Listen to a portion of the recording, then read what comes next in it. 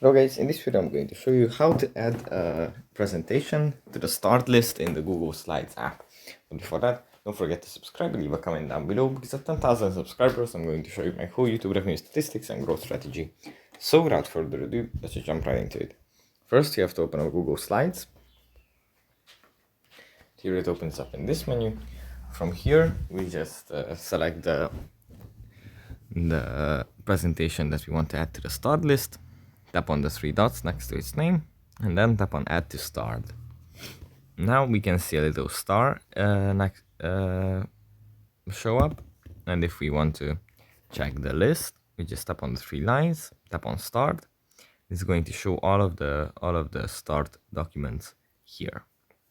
If you want to remove it, we just go and tap on the button again.